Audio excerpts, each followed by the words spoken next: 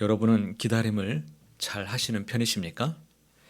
우리는 참 기다림이 이 서툰 시대를 우리는 살아가고 있습니다. 배달 음식을 시키고 30분만 지나도 왜 이렇게 늦지 하면서 기다려지게 되죠. 병원 대기실에서 10분만 기다려도 시계를 자꾸만 쳐다보게 됩니다. 엘리베이터 버튼을 누르고도 답답한 마음에 몇 번씩 더 눌러봅니다. 더 힘든 것은 보이지 않는 것을 기다리는 일입니다. 자녀의 변화를 기다리는 부모의 마음, 어떤 이는 사업의 회복을 기다리는데 이 사업가의 마음, 건강의 회복을 기다리는 환자의 마음, 취업을 기다리는 청년의 마음, 이 기다림이 길어지면 우리는 불안해집니다. 가장 힘든 기다림이 있습니다. 이 하나님의 응답을 기다리는 일일 것입니다. 간절히 기도했는데 응답이 보이지 않을 때, 하나님의 인도하심을 구했는데 길이 보이지 않을 때 우리는 어떻습니까? 솔직히 말하면 우리는 흔들리게 됩니다. 오늘 우리가 읽은 출애굽기 32장의 말씀은 바로 이 기다림의 위기 앞에 선 사람들의 이야기입니다. 모세가 시내산에 올라간 지 40일이 되었습니다. 백성들은 산 아래에서 기다리고 또 기다렸습니다. 일주일이 지나고 2주가 지나고 한 달이 지났습니다. 그래서 백성들의 마음이 불안해지기 시작합니다. 1절 보시면 백성이 모세가 산에서 내려옴이 무엇을 보았습니까? 더딤을 보고, 바로 이 순간이죠. 기다림의 한계가 다다른 그 순간에 불안이 신앙을 삼켜버린 그 순간 그들은 아론에게 달려갑니다. 우리를 위해서 우리를 인도할 신을 만들어 달라고 요청합니다. 생각해 보십시오. 이들은 누구였습니까? 출애굽의 이 기적을 경험했던 사람들이었습니다. 홍해가 갈라지는 것을 보았던 사람들입니다. 시내산에서 하나님의 응답을 직접 들었던 사람들이지요. 그런데 40일을 기다리지 못하고 금송아지를 만들었습니다. 우리는 이들을 비웃을 수 있습니까? 우리는 이들의 모습 속에서 우리의 자신을 보게 됩니다. 하나님의 은혜를 경험했지만 기다림이 길어지면 어떻습니까? 흔들리는 우리 자신들을 들여다보게 됩니다. 시편 27편 14절에서 이렇게 말씀합니다. 너는 여호와를 기다릴지어다. 강하고 담대하며 여호와를 기다릴지어다. 금송아지 사건의 핵심이 무엇입니까? 기다리지 못함이었습니다. 하나님은 그들과 함께 계셨지만 그들은 그것을 지키지 못했습니다. 보이지 않는 하나님을 신뢰하며 기다리는 것이 너무 힘들었습니다. 그래서 그들은 스스로 만질 수 있고 볼 수 있는 신을 원했습니다. 오늘 아침 우리는 솔직해질 필요가 있습니다. 우리는 어떤 금송아지를 만들고 있습니까? 어떤 사람에게는 물질이 금송아지가 됩니다. 또 어떤 사람에게는 성공이 금송아지가 됩니다. 또 어떤 사람에게는 관계가 금송아지가 됩니다. 놀라운 것은 이스라엘 백성들이 이 금송아지를 만들면서도 여전히 여호와의 절일이라고 선포했다는 사실입니다. 기념일로 선포했습니다.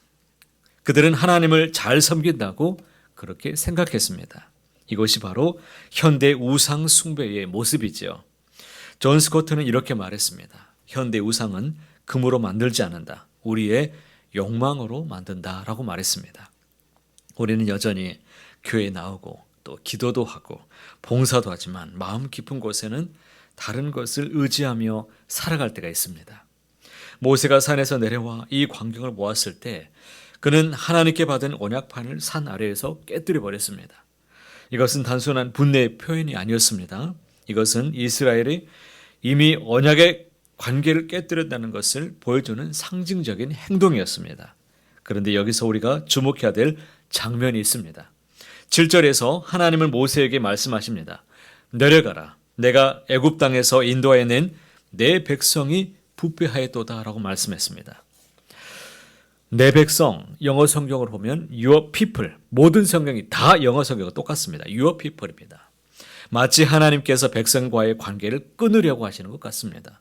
하지만 모세는 어떻습니까? 포기하지 않지요. 그는 하나님께 간절히 기도합니다. 어찌하여 애굽 땅에서 인도해 내신 주의 백성에게 진노하시나이까? 모세는 내 백성이라는 이 표현을 주의 백성, 다시 your people이라고 바꾸어서 하나님께 돌려줍니다. 그는 하나님의 언약을 근거로 간구하지요. 주의 종 아브라함과 이삭과 이스라엘을 기억해달라고 호소합니다. 사랑하는 성도 여러분, 이 장면은 우리에게 아주 중요한 진리를 가르쳐줍니다. 우리는 스스로 깨어진 이 언약을 회복할 수 없다는 것입니다. 우리에게는 중보자가 필요합니다. 우리를 대신해서 하나님 앞에 서서 간구할 누군가가 필요합니다. 32절에서 모세는 더 나아가 이렇게 기도하지요. 그들의 죄를 사하시옵소서. 그렇지 아니하시오면 원하건대 주께서 기록하신 책에서 내 이름을 지워버려 주옵소서. 자신의 목숨까지 내려놓으면서 백성을 위해서 간구하는 모세의 모습은 우리에게 한 분을 가르쳐 줍니다. 모세의 기도는 참 감동적이죠.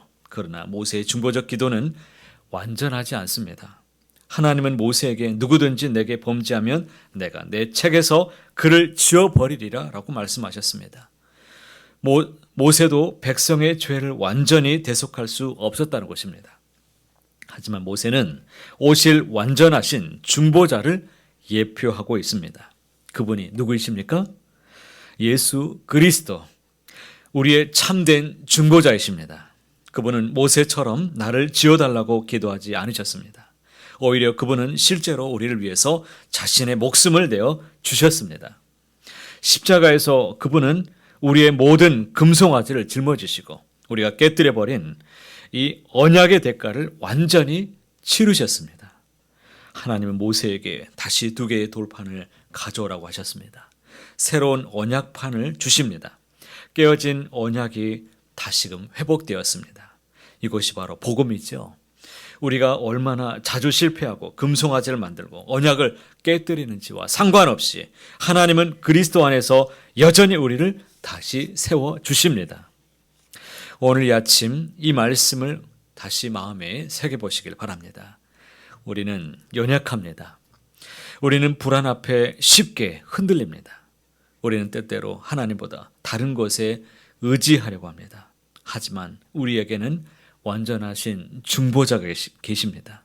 지금 여러분이 어떤 금송아지를 붙들고서 씨름하고 있든지, 그것이 물질이든지 관계이든지 성공이든지 오늘 아침 그것을 주님께 내려놓으시길 바랍니다. 그것을 우리 주님은 우리의 연약함을 다 알고 계십니다. 하나님은 우리가 얼마나 쉽게 흔들리는지를 알고 계십니다. 그래서 주님은 십자가에서 우리를 위해서 죽으셨고 지금도 하나님 보좌 우편에서 우리를 위해서 친히 간구하고 계시는 줄 믿습니다. 그리스도의 은혜가 우리의 어둠을 몰아내고 새로운 하루를 활짝 열어주시기를 원합니다. 오늘 이 하루도 주님의 은혜 안에서 걸어가시기를 축복합니다. 담대히 주님과 함께 동행하며 주님의 십자가를 든든히 붙잡고 믿음으로 간구하셔서 하나님의 크신 은혜를 오늘도 충만하게 다 누리게 되시기를 간절히 소원합니다. 하나님 아버지, 오늘 말씀을 통해 우리의 연약함을 보게 하시고 동시에 주님의 놀라운 은혜를 깨닫게 하심에 감사합니다.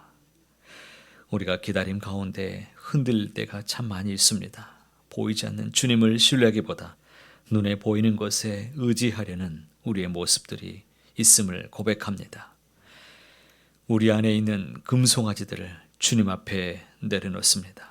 십자가에서 우리를 위해서 죽으시고 지금도 하나님 우편에서 우리를 위해서 간구하시는 주님을 찬양합니다. 주님의 은혜로 다시금 일으켜 주시고 오늘 하루도 주님의 은혜 안에서 살아갈 수 있도록 붙잡아 주옵소서. 이 모든 간구를 우리 주 예수님의 이름으로 기도하옵나이다. 아멘. 오늘도 말씀을 붙잡고 기도하시길 바랍니다. 오늘은 교구와 구역을 위해서 기도하는 날입니다. 우리 구역에 있는 모든 식구들 위해서 생각하시고 함께 기도해 주셨으면 좋겠습니다. 부모가 자녀를 양육하듯이 하나님 아버지의 마음과 사랑으로 우리 구역 식구들을 품고 기도할 수 있기를 원합니다. 구역의 공동체를 통해서 또 우리 구역 식구들이 천국의 기쁨을 다 같이 맛볼 수 있도록 구역에 있는 사정 가운데 우리 자녀들 진로를 위해서 기도하는 자녀들이 있습니다. 또 모든 과정들 속에 하나님께서 크신 은혜를 주시도록 위해서 많이 기도하시고 여러분 가지고 오신 기도 제목 가지고 또 간절히 기도하시다가 오늘도 은혜로 풍성한 날 다 되시기를 간절히 소망합니다.